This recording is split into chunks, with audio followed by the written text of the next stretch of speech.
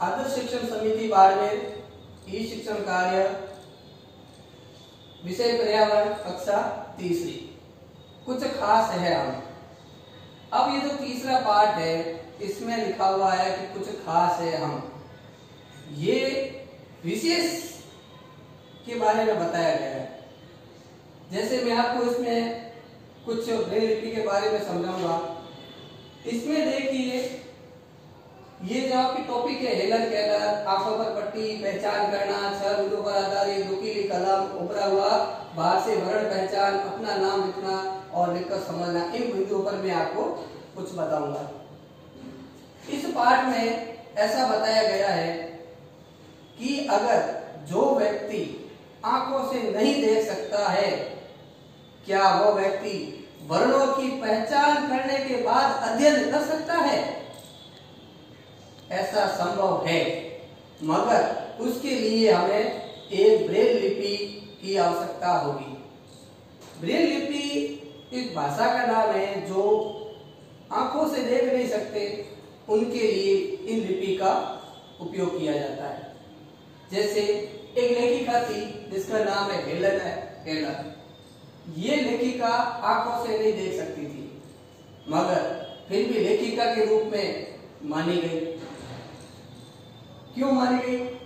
क्योंकि ये ब्रेल लिपि की सहायता से इसने अध्ययन किया। अब आंखों पर पट्टी बांधना दूसरा एक तरीका, जैसे कि जो व्यक्ति आंखों से नहीं देख सकते हैं, आप ऐसा करें कि एक थैला लें, उसके अंदर आप पेंसिल, शॉर्पनर, रबर, पेन और स्याही की दवा ऐसे कुछ चीजें डालिए और फिर अपने आसपास किसी को बोलिए कि हमें छूकर दिखाओ कि ये क्या है।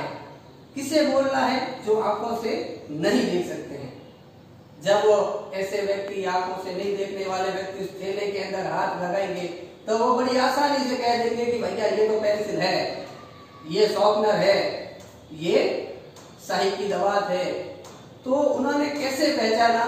उन्होंने छूकर पहचाना। ये वाला टॉपिक हम आगे बढ़ेंगे, छूकर पहचानने वाला। मगर उसके बाद एक और है पहचान करना। छूकर करना, पहचान करना, ये चीज हो गई। उसके बाद है 6 बिंदुओं पर आधारित। अपनी जो ये ब्रेल लिपि है, ये ब्रेल लिपि 6 बिंदुओं पर आधारित है। जैसे अंग्रेजी के वर्ण है ए से लगा के जेड तक, ए बी सी डी ऐसे ऐसे ऐसे ऐसे बढ़ते रहते हैं, अपन को जेड तक अपन को चलना है। ये कुल 26 वर्ण है। 26 वर्ण ही 6 बिंदुओं पर आधारित एक लिपि है जिसे बनाई गई है। 6 बिंदु 1 2 3 4 5 6 और इस बिंदुओं से जो आंखों से नहीं देख पाते हैं वो भैया या बहन या जो भी व्यक्ति है पढ़ सकता है। अब प्रश्न ये है कि वो कैसे पढ़ेंगे, किनकी सहायता से पढ़ेंगे? क्या ऐसा संभव हो सकता है? बिल्कुल ऐसा संभव हो सकता है। अब आप देखिए, जैसे नुकीली कलम है और इस नुकीली कलम का नाम ही स्टाइलस है। अब इसे इंग्लिश में स्टाइलस कहते हैं और हिंदी में कहते हैं नुकीली कलम। जैसा कि आपको पता है कि कलम का मतलब ही पेन होता है, तो इसका स्टाइलस का नाम ही हमने नुकीली कलम रख दिया है। नुकीली का मतलब तीखा और कलम का मतलब पेन, तीखा पेन जो चलता नहीं है, केवल छेद करने के काम आता है। और इसके पास में एक स्केल। अब ये स्केल है वो वास्तविक कागज की तरह स्केल है। जैसे कागज है उसके अंदर 6 बड़े हुए हैं, 1 2 3 4 5 6 या ऐसे ऐसे 3 6 बिंदु, ये 6 बिंदु, ये 6 बिंदु, ये 6 बिंदु, ये 6 बिंदु बड़े हुए हैं। ये डायरी नुमा होता है। जब इसे एक प्लास्टिक की तरह होता है जो कड़क होता है, उसके अंदर 6 बिंदु, जैसे नुकीली कलम को ऊपर से हमें एक छेद करते हैं, तो जैसे हम छेद करेंगे वो भाग पीछे से थोड़ा उभरा हुआ दिखेगा। जैसे लिखा है ना मैंने कि उभरा हुआ भाग से वर्ण की पहचान करना, ये उभरे हुए भाग से पहचान होगी। 6 बिंदु होंगे पेज पर, 6 बिंदु बने हुए होंगे।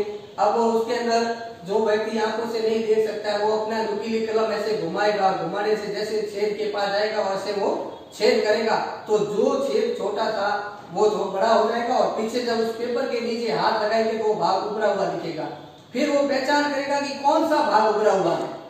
6 बिंदुओं में ऊपर वाला भाग मध्य वाला भाग या नीचे वाला भाग। जब वो देखेंगे कि 6 बिंदुओं में सिर्फ एक कॉर्नर वाला भाग ही उभरा हुआ है, तब वो भैया समझ जाएंगे कि ये ए वर्ण है।